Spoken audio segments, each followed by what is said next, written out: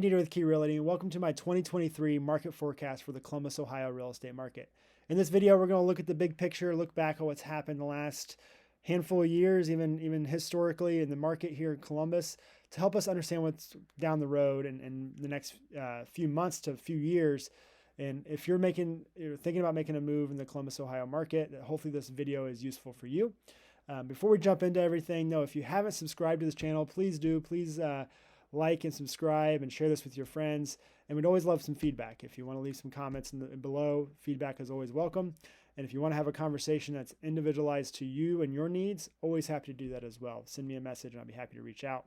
But I'm going to share my screen. So I've got a slideshow kind of to present all the information. We got a lot of things to unpack today. It's going to be a little bit longer of a video. So stay tuned and you may hopefully find this helpful. We'll go from there. All righty. We are ready to get started for the 2023 market forecast for Columbus, Ohio. Again, I'm Ryan Deeter with Key Realty, but let's jump into it. So before we look ahead, we want to look at the past here. And if you've had a pulse the last few years, you probably understand the market. Every real estate market nationally has just been setting records and going crazy, and Columbus was no different. In fact, Columbus a lot of times Columbus got ranked as one of the top 5 hottest markets in the country.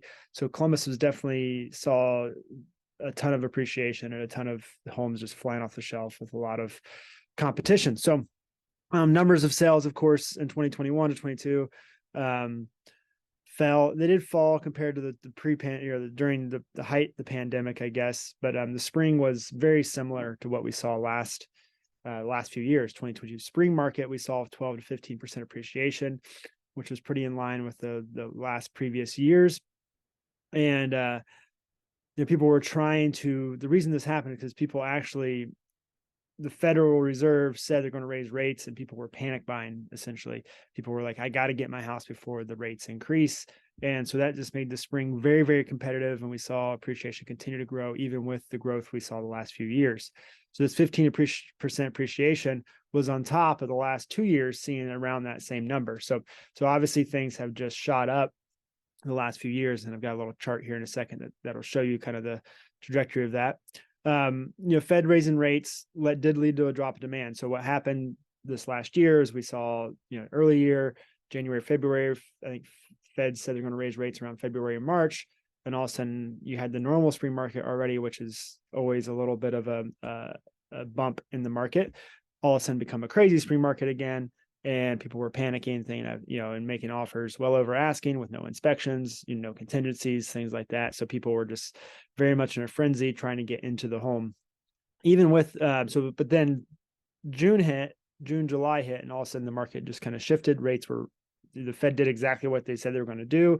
They raised their rates, and all of a sudden the buyers said, whoa, I'm not going to pay 7% when I got quoted at 3% anymore. And the demand definitely went down. It slowed.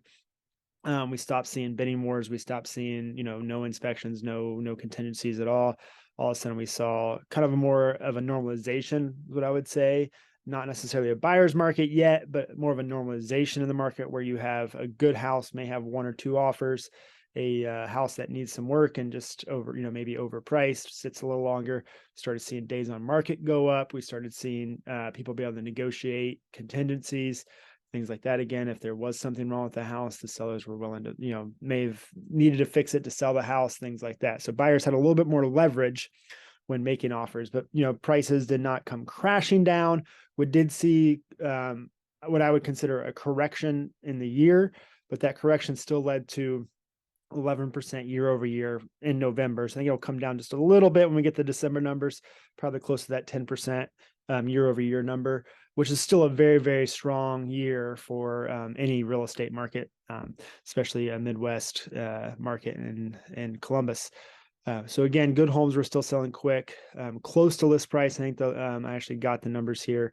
We can actually look at them here. You can see days on market. We're still at 24. They've gone up, close to list price. So list to actually receive price was down, year over year from 101, so just over asking to just under asking to 99%. So, still a very close, very good market in a sense of a seller. If you're getting 99% of your list price, that's a very good thing. And then the big story the news really hit was this change in closed sales. As you can see here, closed sales were down 27. Sorry about that. We're down 27%. And yeah, that's a big headline when everything, the sales are down. That's gonna really the thing that influences is are people in the market, mortgage industry, the realtor industry. There's just less money to go around for them, and all of a sudden you're going to start seeing layoffs and stuff like that. And the mortgage industry really got hit hard with this because refinances are way down, and so both of their business sides are way down. And but the thing that's buyers really want to pay attention to and or sellers are the average price. Median sell prices and average price are still up year over year. And in fact, here's that 11% year to date and 11.5% median sell year to date. So we're still seeing 11% appreciation year over year. Again, I think it's going to be closer to 10 once we get the December numbers factored in here. I think we're going to continue to see a little bit of a drop, which is normal during the winter to see drops in pricing. So we're starting to see a little bit more normalization in the market is what we're seeing as 2022 is wrapped up and we head into 23. The last thing I want to talk about here, and we're going to talk about this more, is inventory. You can see inventory is ticking up. Inventory of homes are up 32.5%, which is, as a buyer, that's a really good thing. You want more options. But what we're seeing is that, even though inventory is up, new listings are down 23%. So, we're not really seeing a flood of homes hit the market and just have, a ton of options. What we're seeing is homes are sitting just a little longer. They're not flying off the shelf in the first week or the first few days. So therefore they're becoming part of the statistics again. But what we see here is month supply is at 1.3 when it was 0.9 last November. So what that means is that if you had all the buyers and we had no new listings hit the market and all the buyers, were to buy a house that's out there, and it would take 1.3 months to all of a sudden have zero supply, zero inventory. And so that's still a very low number. A good balanced market, they say, is 6 months of inventory. So we're still well below that. And what I'm seeing here is that we're not seeing, again, like we saw in 2008, 2010, is a flood of inventory, new listings and foreclosures. We're just not seeing that. So the inventory, even though it's up, it's really just because homes aren't selling quite as quick. And you may have to wait, sellers may have to wait 2 weeks instead of 2 days or 2 hours to sell their house now. So keep that in mind as we talk about what's going to happen down the road. Here's a good Columbus Price Index. I like to always show this of, looking at big picture historical data. This is from 1970, essentially, the 75 from 1975 to present, what the housing market has done in Columbus. You can see there's a nice, from 75 really to 2008, there's a nice steady climb, a few small dips and flows early on, but really just a nice steady growth in Columbus until 2008 when the whole housing crisis happened, of course. And then we saw the dip like everyone saw, and then we saw a nice steady rise again. Then we saw in a crazy acceleration these last few years. I believe, here's Columbus's, kind of just overall Columbus's year to date, 13.2% since the third quarter. This is from third quarter, just an FHA data. It's another free resource that the Federal Housing Finance Agency puts out for consumers to look at and to understand. It's a good resource for you, but they're always usually a little bit more behind on the data, and it's changing very quickly. So again, this is from third quarter. Here's the statistics in Columbus. You can see here a little bit closer of a snapshot from 2008 to 2022 into 23 here.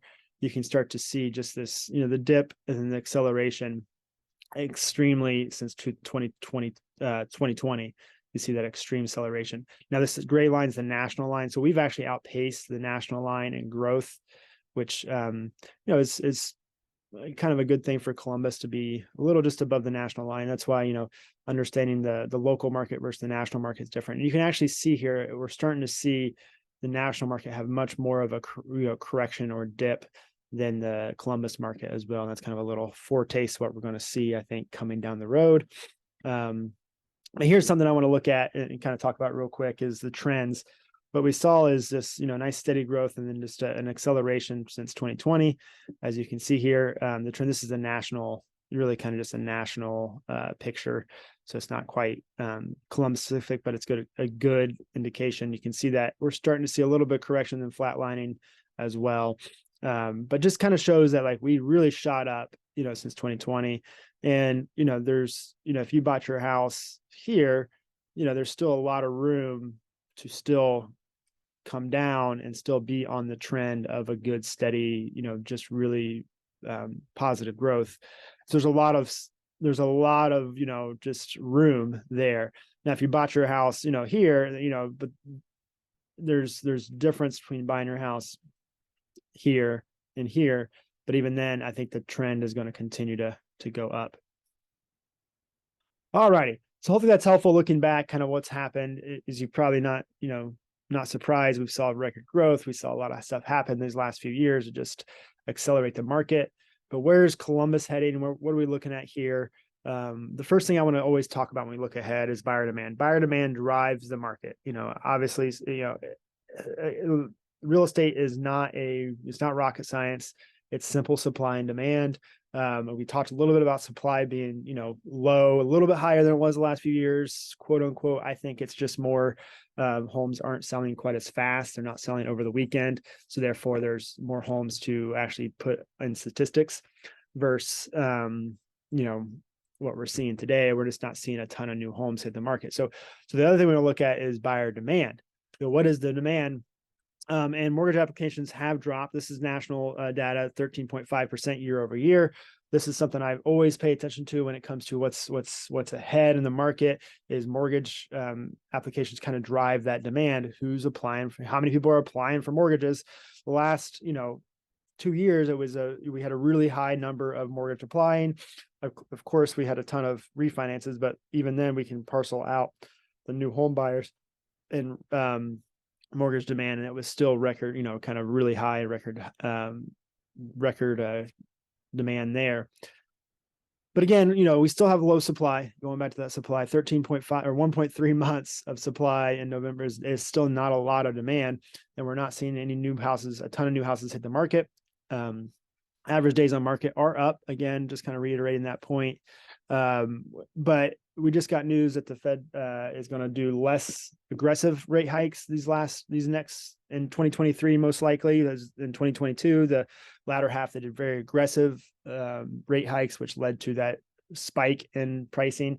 We saw just, go from 3% to 7% essentially within months, which is just, crazy. Usually that takes years to happen. So we saw that within months.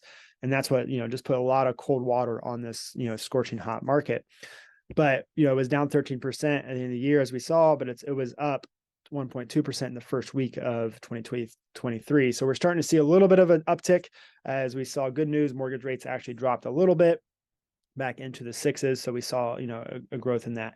Another thing about demand is, who is going to enter the market. I'm sure heard headlines or seen news stories about Wall Street buying Main Street, kind of the nice quote there. But that's, doesn't seem to be a thing that's going away. In fact, they don't own that much of the market right now. We see a lot of news stories and a lot of people talking about it because it's a nice way. It's an easy way for people to talk about and find kind of a common enemy when it's, when you're trying to find a house or you're in the market and trying to get frustrated at someone. Wall Street's always an easy one to get frustrated with. But they did influence the market the last few years. Honestly, what they did is, there was a lot of, institutional buyers trying just to buy homes up at cheap prices. And so they, a lot of times, started the bidding wars. They would throw in a asking price offer, a low offer, and just say, hey, we're willing to pay 20% less than what this is worth if you're willing. So every house automatically almost had an offer on it right away because all these houses or all these institutional buyers were just throwing money at this, trying to find someone, desperate enough to take less money than what the house is worth. And so the consumers had to compete with that.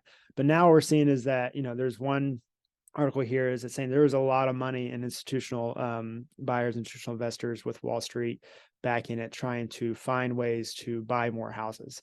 There, one website here predicted that they were going to grow to 3% of the market to 40% of the market by 2023, by 2030, which is not that far away. To go from 3% of a market to 40% of the market will just be crazy. Now, I don't think that they have the capacity to do that. I don't think they have the knowledge and the skill to do that.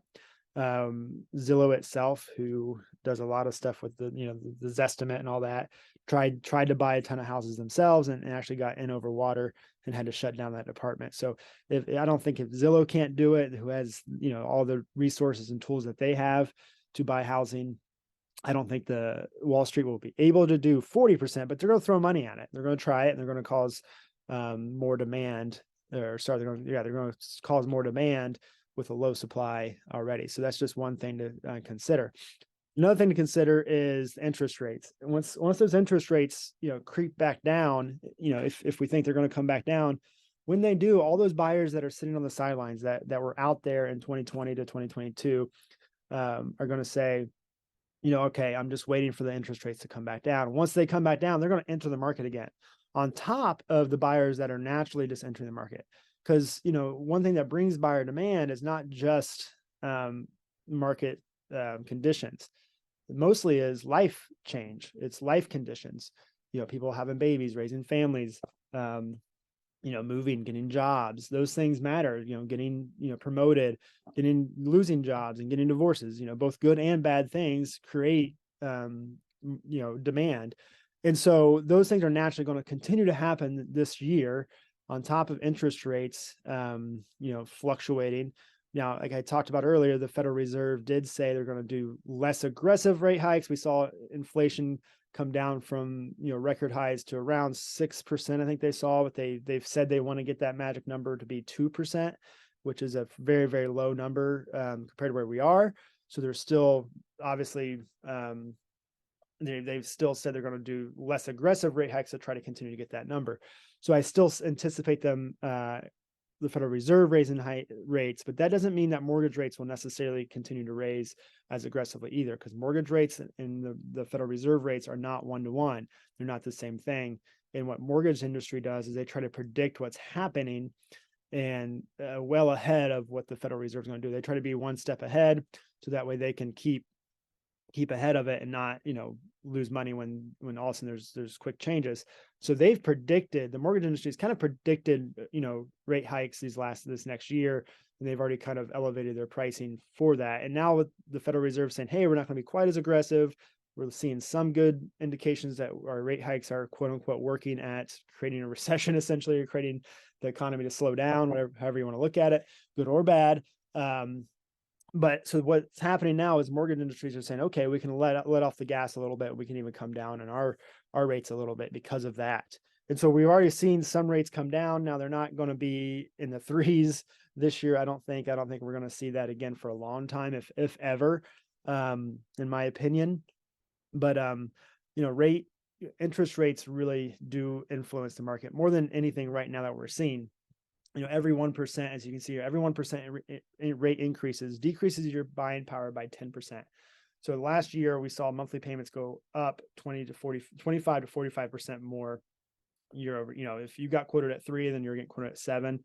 You're going to see about 40% more of a payment, which is a very big sticker shock. And even if someone could afford that, they're going to sit down and say, hey, out of principle, they don't want to pay that. Just that sticker shock is going to, kind of put cold water on their search, saying, hey, we're going to wait. We're not going to pay that because they saw the payment, what it could have been, and they missed out. And so they're sitting on the sidelines. But what that gets more reasonable, all of a sudden they're going to come back in.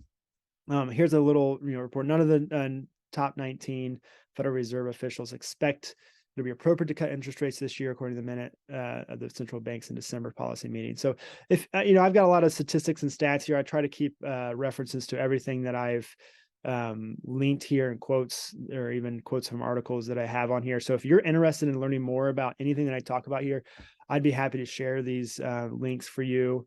Just reach out to me and I'll be happy to give these links if you can't find them yourselves.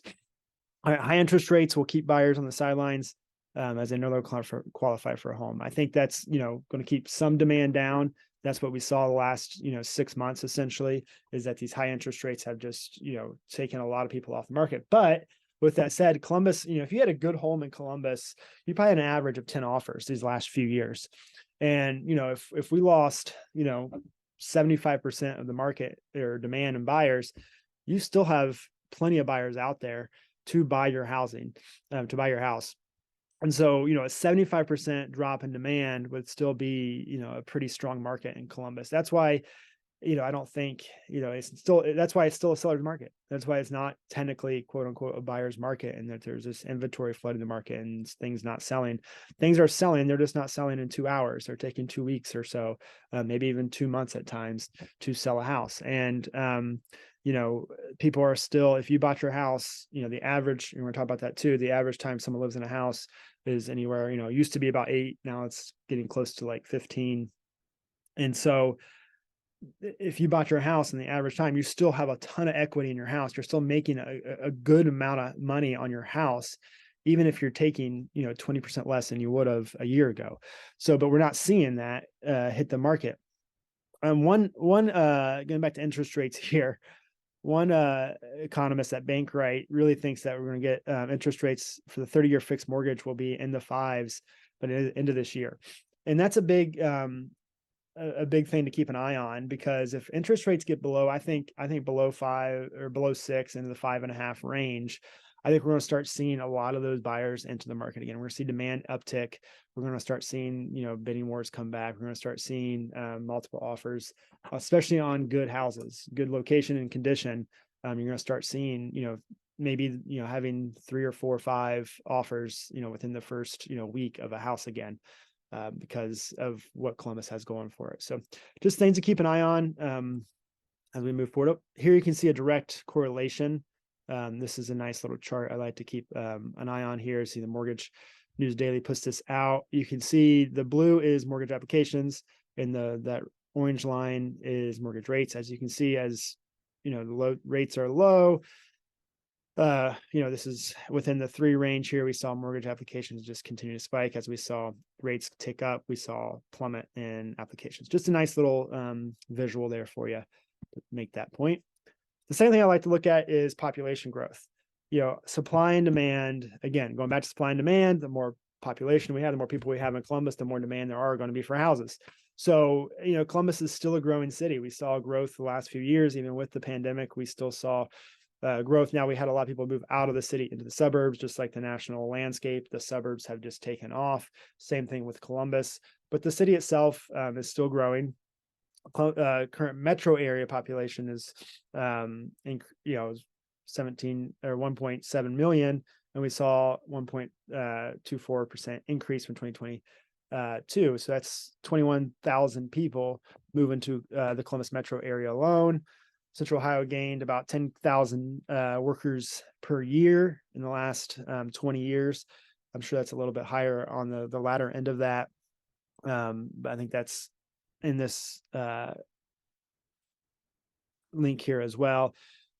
This is a nice little thing, interactive growth of where people are moving to. And I'm not going to click on that today, but it just shows the counties. If you're interested in knowing where people are exactly moving to, this is a great little link that will take you to the county that's growing and how percentage by counties. Now, Delaware County is the fastest growing county in Columbus, just a county just north of downtown Columbus. You have Franklin County is Columbus County. Then you have north of that is Delaware. And then Licking County is, I'm surprised I haven't even mentioned this yet, where Intel is coming. We're going to talk a little bit more about that, of course, but Intel is going to continue to make Licking County, I think, one of the fastest growing counties in Ohio as well, on top of Delaware, because Delaware still has a lot of land to be developed, and Franklin County is just, frankly, is just out of land. But Delaware County is where a lot of the population is going in the state of Ohio. Okay, another thing that kind of correlates with population growth is new development and job growth, of course. I think one economist from the Columbus Dispatch, they do a big meeting every year. They mentioned that we're going to have a little bit of a slowdown, or not really a slowdown, but a slow growth this next year, 2023. It's going to be slower, kind of the calm before the storm. mainly because there's just not a lot of people out there to employ. Unemployment, even though some people may say we're actually in a recession, unemployment actually went down, which is not necessarily a great thing for what the Federal Reserve is trying to do and slow down the economy. Typically, when you try to slow down the economy, it means job openings should open up. So we actually saw unemployment. I believe I saw it in the threes, which is very low. That's why this is kind of a weird time where people aren't really sure if we're in recession or not, even though people are getting inflation is coming down and things like that, but unemployment's still very low, and in fact it's kind of fluctuating quarter to quarter. But we'll still see a worker shortage because of that, because there's just not enough people to fill the jobs. As we've seen, that's been the issue this last, especially in 2022. That's been kind of the big story. If you're talking to any businesses or small businesses, that's been the biggest issue that people have had the last 2 years, is just finding people to work. And I think that's going to be, kind of create slower growth than what I think Columbus could handle, honestly. Again, I'm talking about Intel now. Intel has a total of 12 to 15 thousand jobs coming in by the mid 2030s, and that's going to be this economist predicts 67,000 indirect jobs, and that doesn't count the thousands of construction jobs at site. So that's going to be, if you count the construction jobs, you could probably think of 100,000 jobs coming just for this one project. And we all know that Intel is not the only project that's going to come. There's going to be other big players that come here. And I've heard that the state level is trying to make it even easier for big companies to come into Ohio, and Columbus is going to be on probably the top of that radar because we're a growth city. People are actually moving here, and they can attract younger talent to Columbus. And there's a lot going on for Columbus. I think that there's going to be a lot more growth. I think it's just going to be a slow growth, kind of the calm before the storm in the next few years because of the worker shortage. This is a nice little dispatch article they put out every year. This is their top business development, new developments. Let's see if we can click on this. It'll take us to it. New developments in Columbus to watch for. If you're interested in this article, please let me know. There's a lot of neat stuff going on in Columbus. As you can see here, what Franklinton's doing down there with all their, we're building up in Franklin County, of course, is building up. There's a lot of neat things going on the Bridge Park there. Just we have a lot going for us. We're, the Fort, if you haven't heard of the Fort, it's a really neat community that's going to be happening down in like the Obetz South Side area, connecting the Obetz area. And then of course, New Albany and Intel. We can talk about that all the time. Ohio State's expanding rapidly across the river as well. We got Capitol Square downtown. Gahanna's done a really great job at their downtown area. They went from kind of just, kind of a blue collar, just kind of a sleepy little suburb to this, kind of desirable little city to be in, and creating a name for itself. We got a lot of just vacant properties still to be developed in Columbus. It's just crazy. Grandview's, it's already arrived, but it's always getting better with the Grandview Crossing area stuff. So those are just some things that are to look forward to. There's a lot more going on in Columbus as well. All right, let's talk about new builds. Yeah, so as long as new builds are more expensive than existing homes, and as long as new builds continue to rise as well, existing home prices will also continue to rise. And especially if new builds are substantially higher than existing homes, people are just going to default, say, I can't afford the new home, and we're going to try to buy an existing home and make it what I want versus buying a new home. And what we're seeing in Columbus, the low end of new build starts at $350,000, and the median home price is $280,000. So, it's not too far off there, but the trick to that is that, new builds, this is the low end. When you talk about new builds, when you walk into a new build office, what's going to happen is they're going to get you in the door at that price. Say, I can afford $350,000. But once you walk in the door, that's builder grade, smaller square footage. And if you want any updates, if you want new flooring or, nicer countertops and nicer flooring, nicer, just finishes, all of a sudden you're going to be, $100,000 more before you walk out that door. It's 455, looking at 450 to 500 if you want, a higher end home in Columbus. And that's also, dictates obviously location. Location is a huge factor of that as well. So obviously in the nicer communities, that's going to raise, really quick. So with that said, the median home prices, and the new build homes are still well, beyond, that range. So people who can afford, the new builds, or the people who can't afford a new build are going to opt for a existing home, continuing home prices to increase, in my opinion. This is an article put out by the Builders Association, a quote from the Builders Industry Association, just basically asking where we're going to put everybody in Columbus, Ohio. The region only averaged 2,800 building permits per year. And that's both single family and multifamily. And the Builders Association says we need twice that many for the population growth we're seeing in Columbus. So just another reason, just another evidence that we've underbuilt even last year. Nationally, the country is short about 1 million homes. This is the national statistics here, if you're interested in learning about that. Sorry about that. Talking about the rental shortage too. We actually have a rental shortage, which is keeping rents up. We'll talk more about rents later. But the greater Columbus needs to double home construction over the next decade to meet the demand, according to a new report. So again, just showing that we've underbuilt and we still need to, we're still not building enough today. So if, that's not going to lead to a, crisis in housing by overbuilding by any means in the future. Here's a good little chart of the completed builds the last, 40 years or so, since 1975, however many years that is to today. But you can see here the nice ebbs and flows up to before we hit, 1990. And then we saw a nice steady growth. We saw a crash. We saw the crash in 2008 that, historically, a lot of things factor that. But at the same time, this is what caused the housing shortage. All of a sudden you hit here, we saw the lowest, so it's from, 2008 till, we didn't really catch up to 2008 numbers until, about 2019.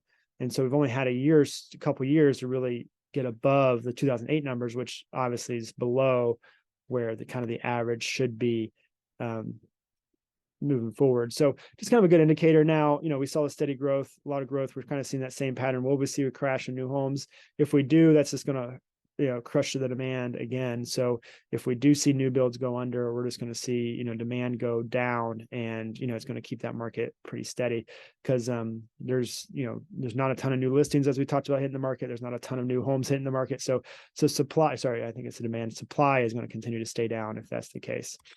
All right. So again, new listings. So new builds and new listings are how we get more supply. High interest rates are not only affecting buyers, but they're also making it harder for potential sellers to list their home. It's hard for a seller to say, I've got, they've probably refinanced in the last few years and could have even got below 3% interest rate. I've heard people getting 2.5% to 2% interest on a refinance. So you're sitting in a home that has a very, very low payment compared to, what you would have to pay if you were to go out and find a new home. And most people, kind of the move up market, or even the downsizing market, who wants to, downsize to a smaller home, but yet pay more for it. That's the hard conundrum that people are having. Or, if you're moving up, you don't want to pay 4 times as much, 3 times as much as what you would have to if you, from when you bought the house, not only because of, appreciation. If you bought a house 10 years ago, even 5 years ago, and you have a 2.5% to 3% interest rate, and now you're looking at paying, 3 times more, that's still a hard pill to swallow. So a lot of people are saying, hey, I'll live in my house longer. I'll either, make it what I want by doing an addition or construction in some sorts, and figure out a way to live here longer. So that's what we're seeing. So owners with low payments and high equity are still there's still very few desperate sellers out there as well. So we're not seeing, sellers get desperate either. They have a lot of equity, and they have, if you're not willing to buy it for what they want, their payments are so low, heck, they can rent it out for less than what, and make some more money and continue to ride the appreciation gains that we're seeing. So they have options. And they may just decide to stay there. Like I said, they may not decide to move. We're seeing that a lot, where people are just like, I'll put the house in the market. If it sells, great. If not, I'll figure it out. Again, new listings are down 23% from last year, down 8%, from year to date. So we're seeing less new homes hit the market. People are living longer in their homes. I talked about this earlier, that the average of 13 years up from 10 years from 2008. So we're starting to see people live in their homes longer, which is natural.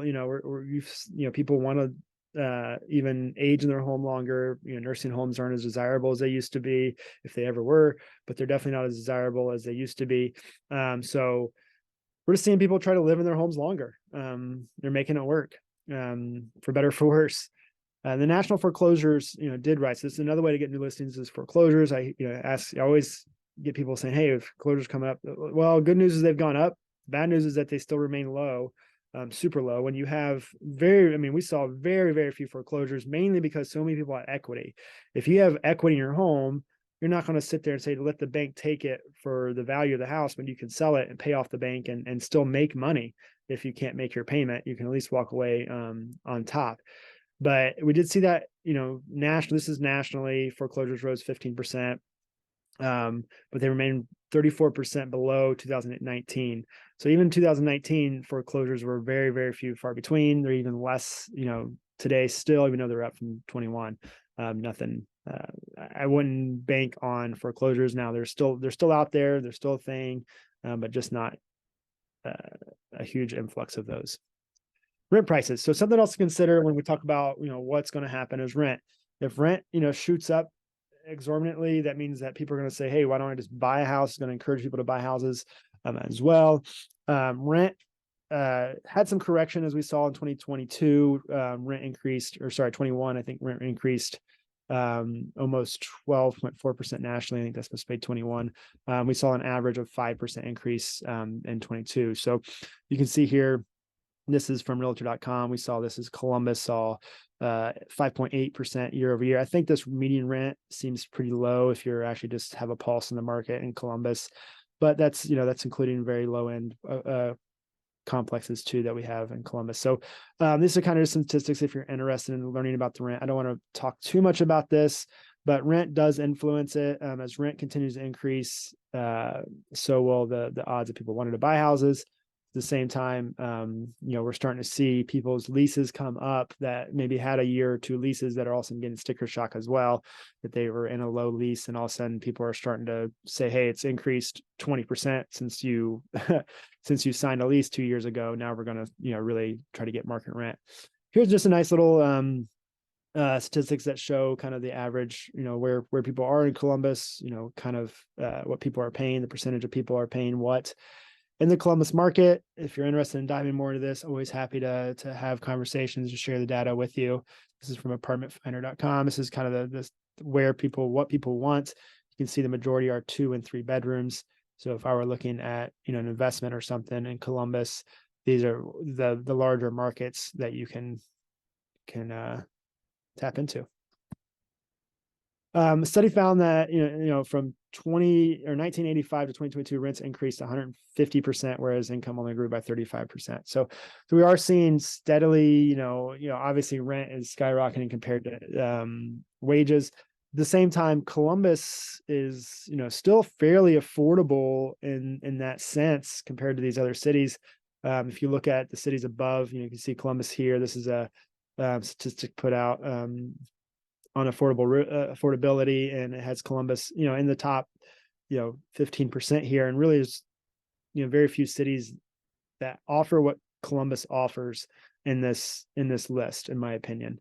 But it's kind of goes to show rent to income ratio is, still very competitive nationally when you're looking at just the national landscape.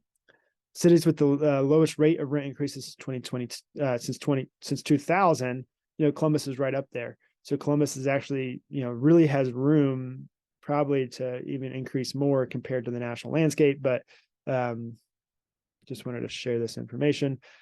The last thing I like to talk about is affordability. Affordability obviously is a factor of, hey, what is Columbus offered? What its affordability factor is.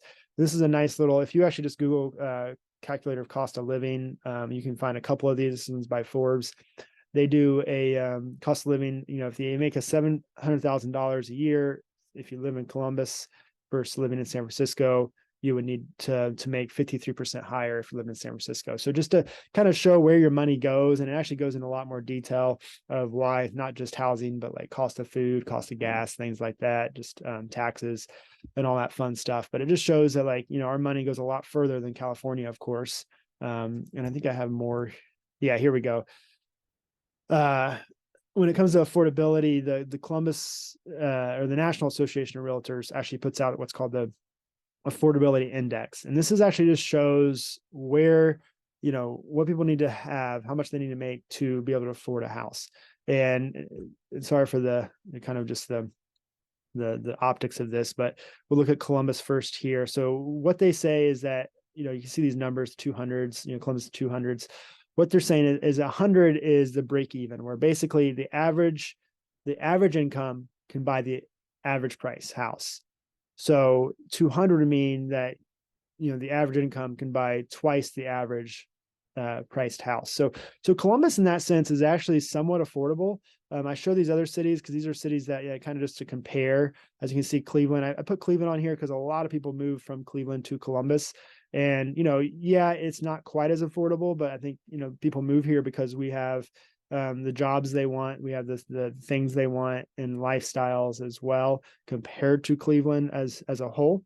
Not knocking Cleveland, it's just the trend we see. And really it's the Cleveland area, or the north east Ohio area that's attracting a lot of people to Columbus. And so you can see it's still not quite as affordable, but we are not that far off. But the other two cities I like to focus on, because I kind of feel like if you watch Austin, you watch Nashville, we are very similar mid-sized cities that are growing. And, we are, more affordable than those. And in fact, those two cities that you see here rose. This is the difference in the last year, rose a lot faster than Columbus even. So Columbus is, is still not, we're going to still distance ourselves even more if we can continue to see these same trends happen in the next few years of being more affordable than those two, three cities. Those are kind of the cities that whether companies or individuals are thinking about and really comparing when it comes to, jobs and, what cities offer. So just something to consider when it comes to affordability. Porch.com ranked Columbus the 9th most affordable of large metro areas. And you can see here the cities that are above it are, I think Columbus is the largest city before those. I can't remember if Charlotte's bigger or not, but I know Columbus is, correct me if I'm wrong. Feel free to correct me if I'm wrong. Pretty sure Columbus is the largest city on that list. So we got in my opinion, we got a lot more going for us than a lot of these other cities have. But you can see here, we're not that far off these other cities as well. And we are still a very rapidly growth city as well. I think a lot of these cities are not growth cities compared to what Columbus is as well. So, again, just I recap all that because it's, again, the real estate market is a simple supply and demand, and with the economy thrown in on top of that. What the economy is doing influences supply and demand as well. But we try to talk about all the factors that I kind of see. The major factors is obviously a lot of little factors that influence it as well. But these are the major things that I keep an eye on and I pay attention to. But in the conclusion, that I think the biggest thing you're going to need to focus on this next year, if you're looking at making a move or just want to have a pulse in the market, do not listen to the national news. Do not listen to, just a generalist essentially that's talking about the real estate market nationally, because national news is going to be, the last few years we saw, I think in 2021, every city, every area saw double digits growth. We saw just record growth across the board. And okay, that was fine to start, having those trends. What we're going to see is there's going to be separation from areas. Certain areas are going to see growth. Certain areas may see, as we're starting to see already, see depreciation where some areas appreciate. So understanding the local markets are going to be more important than ever. They're not more important ever, just more important now than they were the last few years. So they're always important, especially now. So again, even when, even in Columbus, we might see this as on a micro level. We might see Columbus, some areas in Columbus see growth, some areas see setbacks, areas that may have shot up the last, few years, a little bit faster than they probably should have, may see a little bit of a correction, where areas that still have room for growth and still have room for development and are still, desirable but very affordable areas are going to continue to grow. Single family homes will still be the safest quote unquote investment, but will still be competitive. So I think single family is always the safest and surest. Whenever there's change, whenever there's unknown, single family is usually the kind of the tried and true, because you had the biggest swath in the market trying to compete for that. So yeah, and this is a big one. Buyers and sellers will find a way to get more creative with financing. I think even if rates stay up, buyers and sellers will get creative.